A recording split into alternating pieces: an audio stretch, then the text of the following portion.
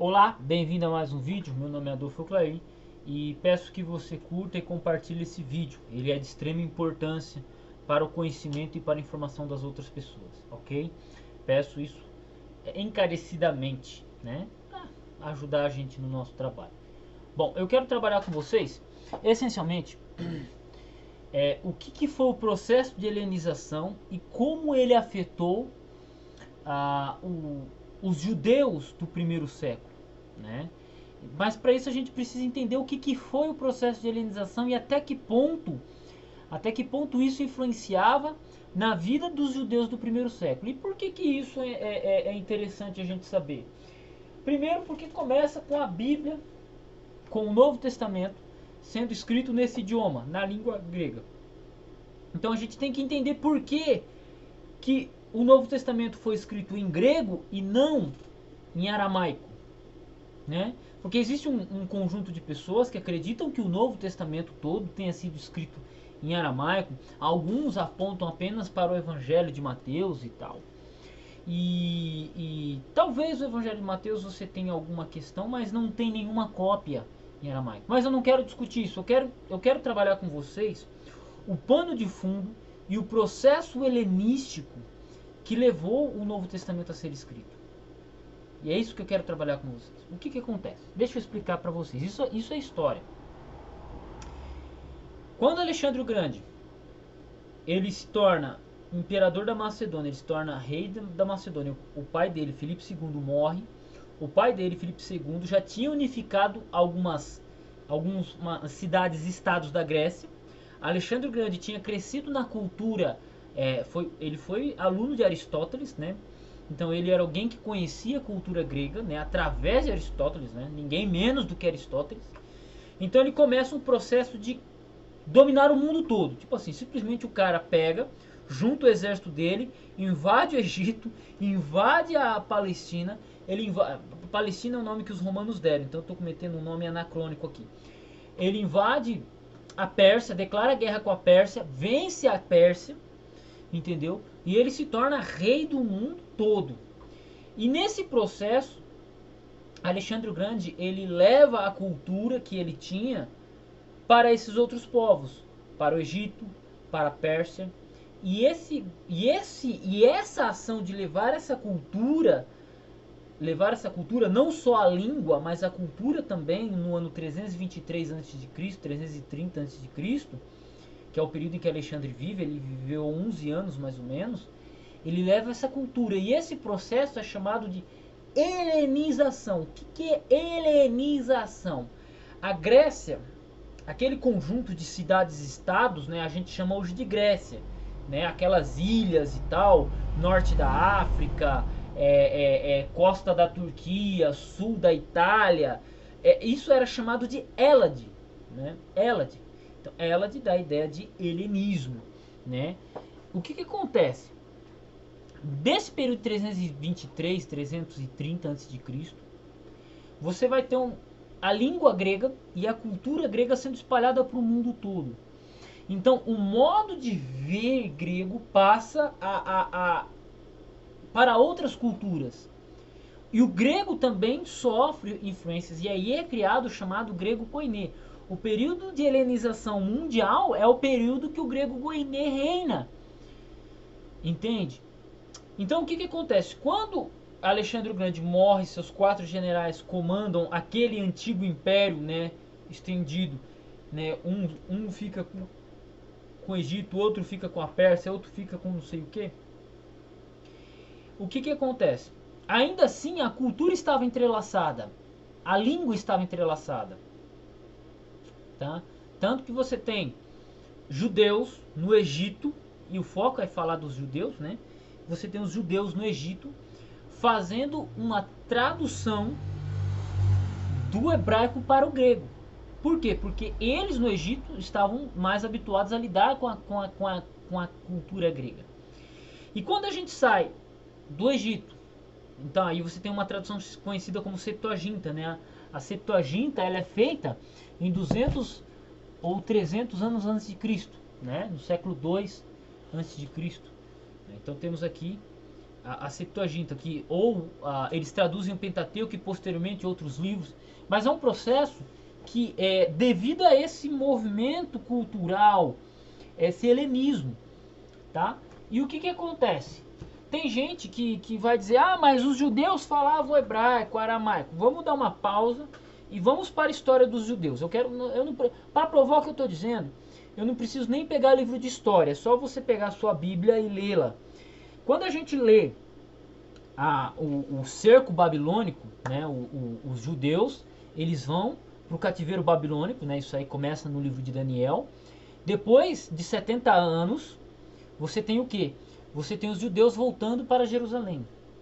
Só que antes de ir para a Babilônia, eles falavam hebraico. Quando eles voltam da Babilônia, eles estão falando aramaico. Aí você vai para o livro de Esdras e Neemias. E o que, que você descobre lá? Que o povo não entendia mais hebraico. Que língua eles falavam? Aramaico. E a Bíblia é traduzida, ou porções da Bíblia são traduzidas para o aramaico, né? Fora disso é conhecido como Targums, né? Você tem o Targums de Onkelos, Targum de Yonatan e por aí vai. Isso é história. Mas o que que acontece? Os judeus, quando eles foram para a Babilônia, eles sofreram influência da Babilônia e saíram falando a língua da Babilônia. Agora eu te pergunto, vamos voltar para o helenismo. Os judeus eles foram influenciados pela língua babilônica, que era o aramaico. Eles não seriam influenciados pelo grego? Eles não seriam influenciados pelo grego? Não, porque o aramaico, Opa, vamos lá, história. O povo ele foi influenciado pelo Egito. Os hebreus foram influenciados pelo Egito. Se você acha que eu estou brincando, é só ler o livro de Êxodo. Por que você acha que o povo murmurou tanto quando saiu do Egito? Porque lá era bom. Lá era bom. Moisés, o nome de Moisés era um nome egípcio. Se você olhar nas listagens dos nomes dos hebreus que saíram do Egito, boa parte tinham nomes egípcios. O padrão ritualístico de quando Moisés quebra as tábuas da lei, de puto de raiva com os hebreus, é porque eles tinham feito um sistema, aquele sistema de culto que eles estavam fazendo quando ele desceu do monte, era um sistema pagão egípcio. Os hebreus foram influenciados por diversas culturas ao longo do tempo. Você vai lendo o livro de Reis, você vai lendo o livro de Juízes, você pega e você percebe que os judeus, os hebreus, eles foram influenciados por diversas culturas, inclusive imitando as nações vizinhas. Várias vezes você vai ter essa expressão na Bíblia. Mas não, os judeus, os hebreus, não foram influenciados, segundo alguns, não foram influenciados pelo helenismo. No auge do helenismo, que foi o primeiro século da era cristã, os judeus não foram influenciados por isso. Eles escreveram a Bíblia deles para uma galera que estava lá em Corinto, eles escreveram em hebraico, né? Eles escreveram em aramaico. Paulo escreveu em aramaico para o povo lá em Corinto. Vai escrever para Éfeso, um centro, praticamente quase que um centro cultural grego. Só que o que essa galera se esquece? Ou é desconhecimento ou é esquecimento. Eu acho que é esquecimento ou desconhecimento. As duas coisas são possíveis. O processo de helenismo, ele influencia tanto que quando você tem Jerusalém do primeiro século, que é quando o cristianismo nasce, essa seita judaica nasce e se desenvolve, ela começa a se desenvolver, né, o cristianismo dentro do judaísmo do segundo templo ali, você tem, se você ler o Novo Testamento, você tem um conjunto de cidades chamadas Decápolis. Você tem grupos, por exemplo, os saduceus. Os saduceus era um grupo que estava mais próximo dos governadores romanos. Ok? Eu tenho que dar mais uma pausa aqui também. A Grécia, quando Roma começa a ganhar espaço no cenário mundial e político, ele adere ao helenismo também, ó.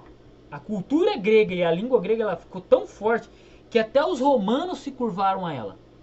E os romanos, eles simplesmente retransmitiram isso.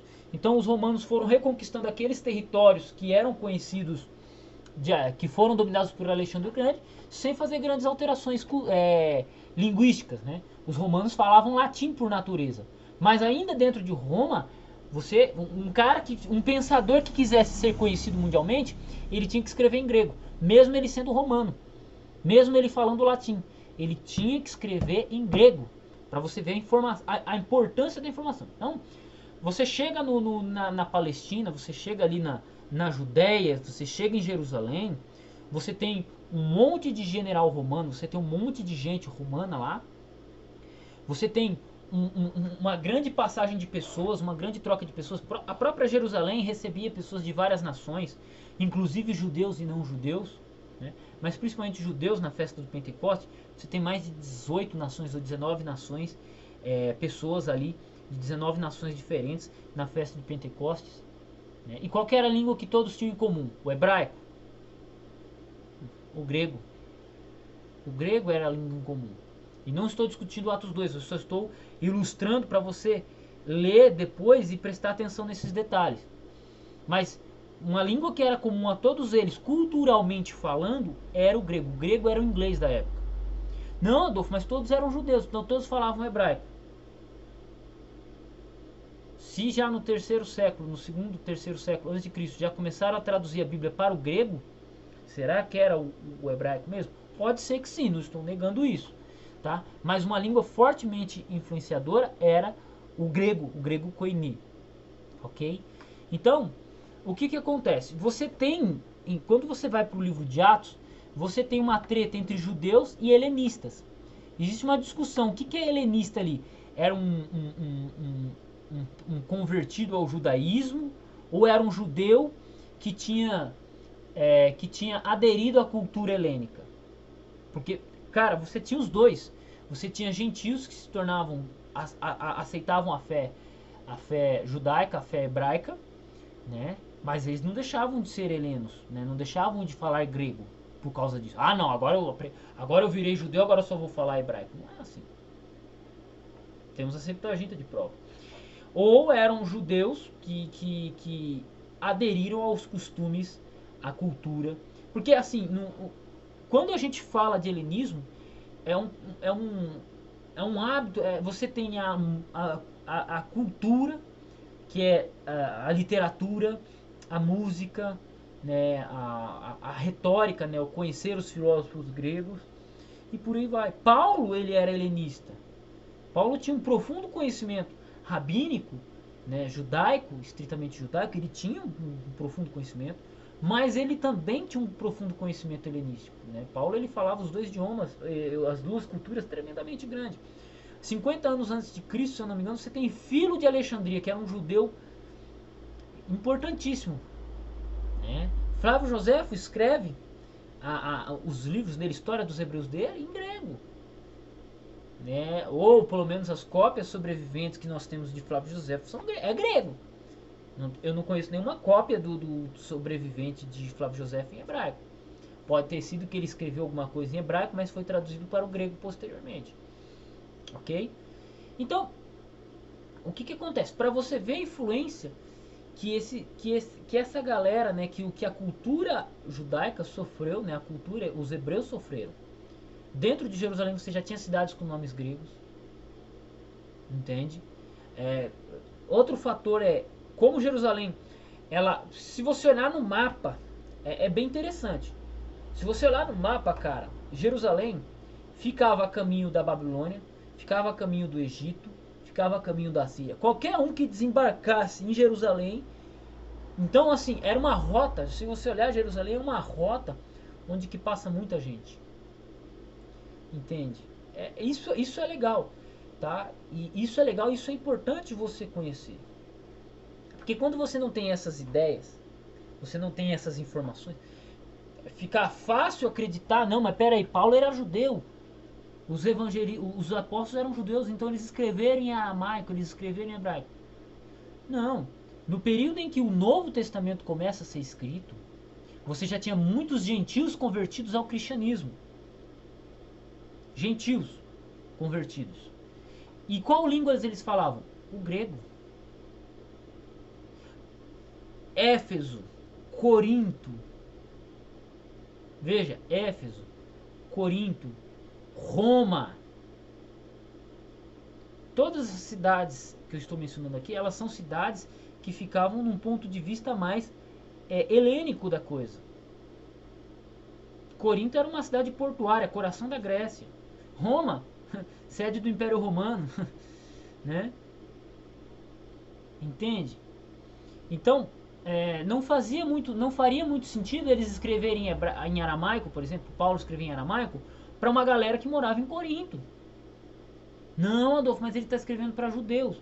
Você tinha judeus, mas esses judeus falavam grego. Só que os gentios falavam grego. Entende? Então, todo esse processo fez com que eles escolhessem uma língua universal para que todas as pessoas entendessem, judeus e gregos. Paulo mesmo fala, não há diferença entre judeu e grego. Se Paulo fala que não há diferença entre judeu e grego, por que ele escreveria só para judeus? Se você pega o Evangelho de João, ele é escrito no final do primeiro século, né? Ele é escrito no final do primeiro século, isso é interessante. E ele vai escrever quando? No momento em que a galera tem muitos gentios. Por que ele escreveria em hebraico só para os hebreus, ou aramaico só para os judeus nascidos? Ficariam de fora esses cristãos convertidos, e não era essa a intenção. Entende? Então, esse pano de fundo helênico ele é muito, muito importante se observar.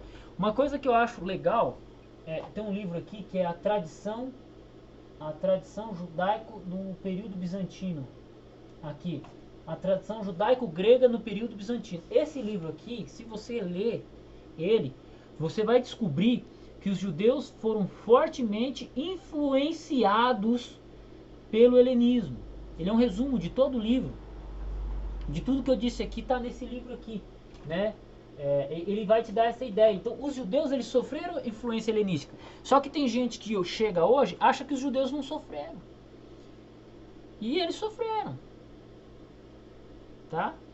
Sofreram. Então, é perfeitamente natural que diante desse contexto todo, o Novo Testamento seja escrito em grego, tá? O Novo Testamento grego ele seja escrito nesse idioma aqui, grego. Não esquecemos, não estou dizendo aqui que porque eles foram influenciados pelo helenismo, que as ideias contidas nesse Novo Testamento, sejam apenas grega ou pagã. Não é isso que eu estou dizendo. O pano de fundo é judaico, o contexto é judaico, a língua é grega. Entende? Então você vai ter semitismo, você vai ter construções de frases que no autor de grego é diferente, né? Por quê? Por causa do que o grego era a segunda língua dos apóstolos. O grego era a língua universal, né? Então é igual eu tentar escrever alguma coisa em inglês. É a minha terceira ou quarta língua, né? Não é nem minha segunda língua, mas é a minha segunda língua. Entendeu? Não falo inglês, eu só leio, tá? Mas, por exemplo, se eu fosse escrever algo em inglês, que jeito eu construiria? Eu construiria com pensamento